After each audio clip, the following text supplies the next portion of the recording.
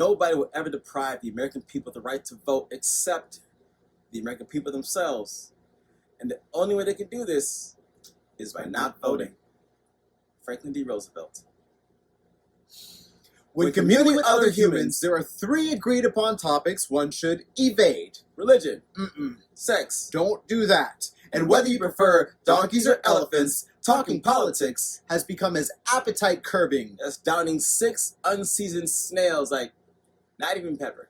Just salty glare savored over a 3-course meal of doubt, difference, division. Election season has separated families in ways the game Monopoly could only dream. Playing our social media version of Connect 4. Blocking or unfriending. Practicing disconnection blindly. Playing Operation. Navigating which topics we could touch on without setting off our "you are clearly an idiot" alarms.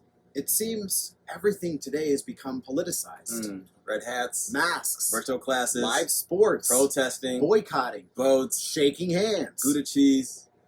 Gouda cheese? I mean, probably.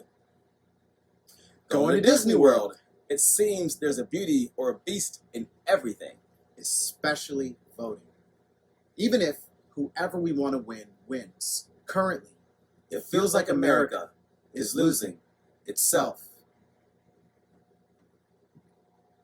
I was in elementary school the first time I heard the phrase, voting doesn't really matter. Years before the anthem that Black lives do, years before partisan and polarizing came to mean the same thing, years before I cast my ballot for any ideology, I understood that voting was so much more than checking a box, a mark corresponding to a flawed human that despite best intentions will make mistakes. We will all make mistakes. Our country needs leadership. It's our job to elect it. Since the beginning of defining democracy, voting has always been a monumental metaphor, a figure of physical speech embracing the idea that one action can influence generations, that a voice and a vote are actually similes, embodying the lungs of this country as it tells its deep breath of a story. Our lungs exhale a hear me to a country founded on the belief that every life, every narrative deserves to be counted. When I first came to the States, they labeled me refugee, called me alien, told me I couldn't vote, as if 33 years of residing here has no voice. Voting, voice, and validation matters so much this country demanded to be protected. But somehow along the way, my fight to feel equal fizzled. Feared being a bother, victimization, another black man complaining about the system, so I stayed quiet, thinking my native nuance would be considered foreign, unassimilated. So instead, I learned it all, the executive, legislative, judicial, looking for olive branch, but somehow I feel hung out by all of them. Truth is, I vote every day. I vote to live in this country. I vote to be present. I vote to love the people around me. Voting to me is deciding to do laundry. Bone in over boneless. I vote not to wear sandals with socks.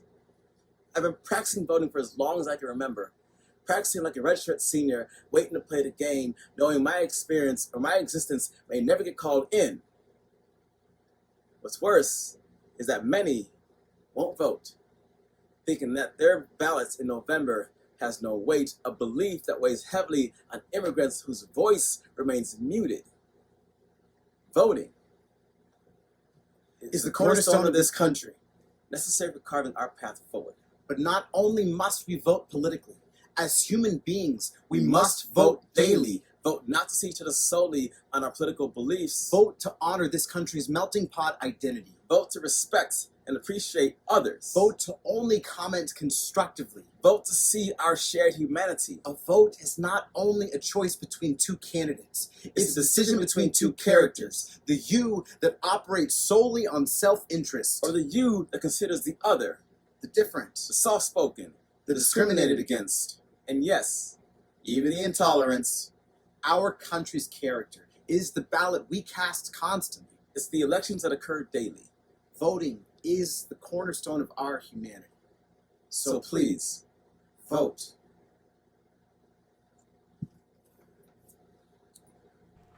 If you think you're too small to make a difference, then you have never been bit by a mosquito. Jeanette Walls. I love that quote because it hits me at home. As an immigrant, I couldn't cast a vote. I couldn't be active in our society because of my status. And so I had to find other ways to be creative or other ways to voice my opinion, which is part of the reason why I created CoMeTry. We blend comedy and slam poetry to express our emotions, our thoughts. It's an art form that we use to share as active members of society. And what we do is we pride ourselves on having these tough, needed conversations around mental and emotional health, diversity, or leadership skills. And I believe that is our challenge to you, is to figure out ways to have these tough conversations and seek them out daily and vote, but not only by a ballot, but by your conscience. I think because we're living in such a divisive climate right now, it is necessary for you to be active and to be active on a daily basis.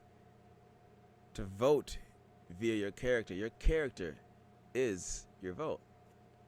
It's kind of interesting to not kind of think about that because we do actually vote every day. The way we carry ourselves, our mannerisms, influences others. Like, for instance, going to Starbucks. You walk in and you see a menu of candidates. You cast your vote with your dollar. Today, it was a venti chai tea latte with almond milk. And that's my go-to candidate.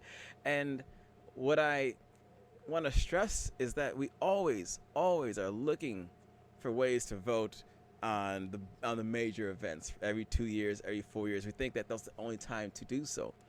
That's not necessarily true.